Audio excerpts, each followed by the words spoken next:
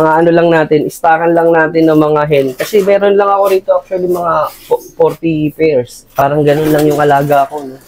Kasi hindi ako masyado nagpaparami gawa nung syempre yung kapitbahay natin. Medyo masailan. Pero soon, baka maglagay din ako sa terrace ng mga stockan. Kasi may mga parating pa akong galing Thailand. Ayun po. So, madami-dami pa sila. Opo. So, bali, ano po yun? Ikinu-quarantine nyo rin po ba? Oo, kina-quarantine. Hindi ko sila basta sinasama agad sa, sa mga, ito, katulad nito, mga stockan. Ayan. Saka ito lang yung breeder natin. Napakasimple lang ng setup. Ayun. Nakabukas nga lang eh. So, sabi nga nila, parang delikado daw pagka, hindi ko naman kasi masyadong binubuksan na yung breeder once na nakasalang. Ayun po. Ang ginagawa ko, kung patuka lang, hindi yung gitna na lang yung bubuksan natin. Ayun. So, yan. Ito yung mga breeders natin. Yung iba dyan, yung mga inakay, yung mga panlaban natin yan ngayong south. So, may mga newly hatched tayo yan. Mga ano yan. Mga pang south na yan. Halos lahat. Nilagyan na natin ng MacArthur kasi ang ganda ng karera sa MacArthur. MacArthur, ano po? Oo, nakakatuwa kasi ang laki na ng premyo ngayon. Ang dami na talaga sumasali. Opo. Kumbaga, iba na yung competition ngayon. Napakasaya, napakasarap ng, ng lumaro.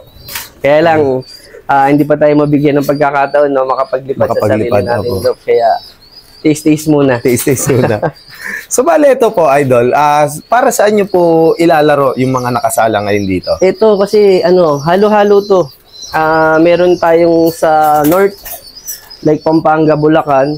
Meron tayong sa Central, sa Manila. And then sa South naman, dito sa Cavite. So yun, yung na yun, hanggang actually meron pa akong breed na para sa Batangas eh. Batangas, tapos Pampanga meron ako, Bulacan meron din. So sinusubukan natin maglipad sa mga area na yan kasi para masubok din natin yung linyada natin. Hindi lang dito sa, syempre, sa Manila o sa Cavite. So para try din natin sa ibang lugar kung talagang, sa ibang management po, ano po, Idol? Mananalo talaga. Ayun. Actually, marami naman na tayo na ipanalong mga loop. Pero syempre, taon-taon nga, iba't ibang challenge yung kakaharapin natin. So, yun, lagi tayo na-challenge na sumubok ng bago. Parang kakaiba naman. Kakaiba naman. Kakaibang experience ba? So, sa panahon nga ngayon, ibang-iba na po yung, kumbaga, nag-iiba din yung weather, ano, Idol? Totoo yun. Kasi dati, talagang pagka per weather. So, straight per weather, maganda yung karera. Buong season maganda yung karera. Pero pagka inabot naman tayo ng smash, iba na eh. Iba na ngayon. Iba na yung bagyo ngayon. So, unpredictable na po yung weather, ano, Idol? Siguro, na rin yan eh, sa pagpapalit ng climate change, kung tawagin ba. Kaya siguro nagkakaroon na ng ganong pagbabago. So, kailangan talaga improve yung bloodline, ano, Idol? So, bali, Idol, etong mga bloodline na to, kabisado nyo rin po ba yung mga nakasalang dito? Oo, halos kabisado ko naman silang lahat. Kasi sabi ko nga, apat na pong pares lang to. Opo. So, sa 40 pairs na to, halos lahat yan, kabisado ko yan. Ayun. Oo. So, ano po yan, Idol? Lahat po yan, meron din po yung line nila, Sir Ome. Karamihan talaga, majority rito siguro, mga nasa 70% may pasok nung namin ni Kuya Ome. Yung the one, Puyo Balbon ng tawag niya sa bloodline na yun. Ako naman kasi tawag ko si Dawan. Si Dawan kasi ako na nag-create kay Dawan. Opo. So, yun, dinevelop ko rito yung bloodline ni Dawan hanggang sa naparami ko dito. Actually, yung mga latest winner natin, lahat may pasok ni Dawan. Ni Dawan po. Oo, may pasok niya. Ayun. Bale, kalapatids. Ayan, katulad nito. Itong mga BBC nakatukoy pa dito sa Cavite. Sa Pampanga, ano, Idol? Oo, may mga Pampanga. May mga kosa pa nga dito, yung kosa na ring. Yung kosa na, kumbaga, club sa Pampanga. Grabe mo.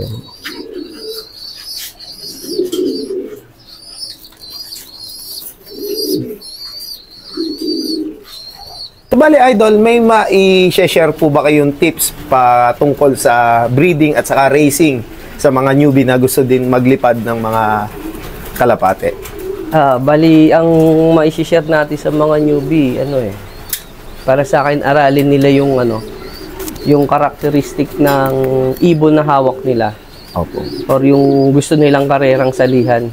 Kasi sa panahon ngayon, may mga specific bloodline na ginagamit. Depende sa karera na gusto mong salihan. Kung halimbawa mga sprint race, gamitin mo yung mga ibon na matutulin. Opo. Siyempre, yung mga mabibilis umuwi. And then, pagdating naman sa mga long distance, siyempre, gamitin mo yung mga ganun ding klaseng ibon ng karakteristik. So, pag-aralan nila.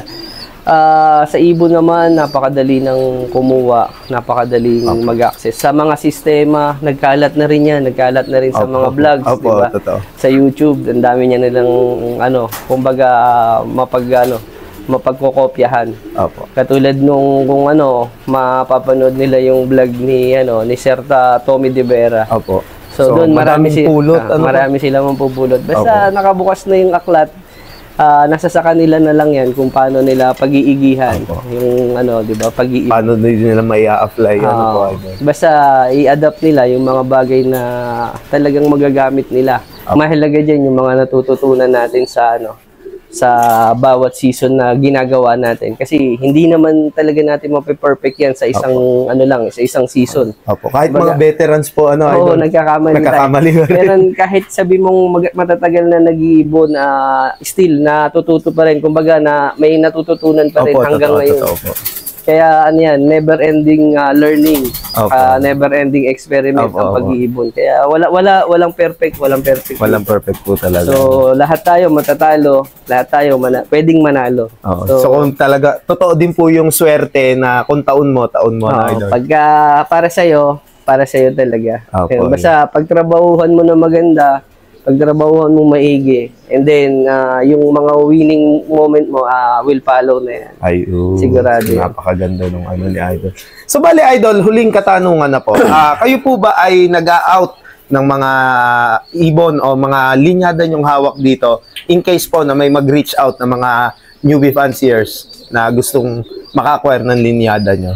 Marami rin naman tayong available, lalo na pag after breeding. Kasi nagpapasobra talaga ako ng breed. Kasi nga yan, maraming gustong kumuha sa atin.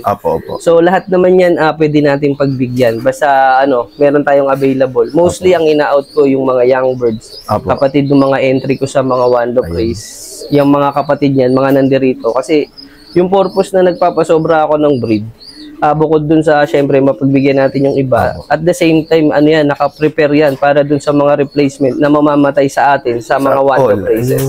So kailangan kasi sa mga ganyang competition naka-ready ka lang. Naka-ready lagi.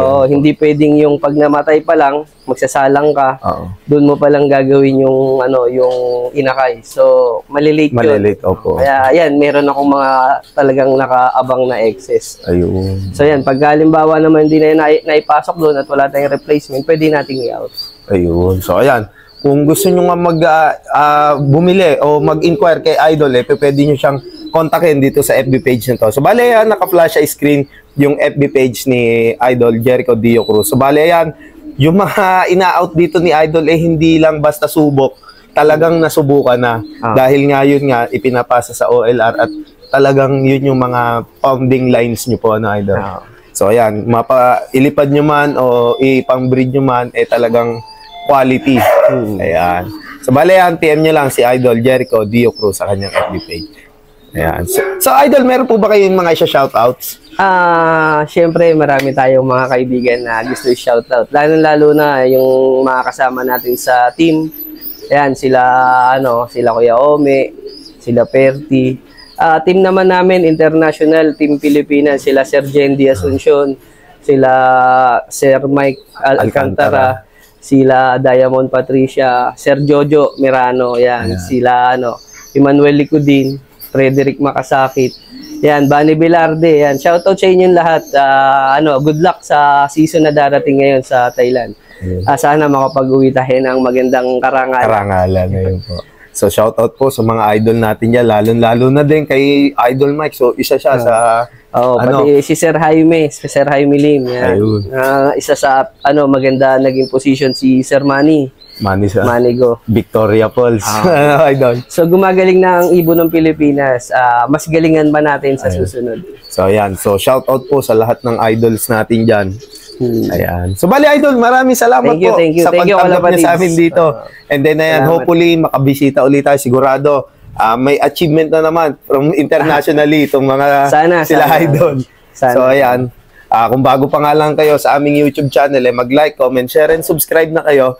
Hit nyo na rin yung notification bell button para lagi kayo ma-update sa mga bagong video na aming ilalabas. So maraming salamat mga kalapatids. See you next video. Paalam.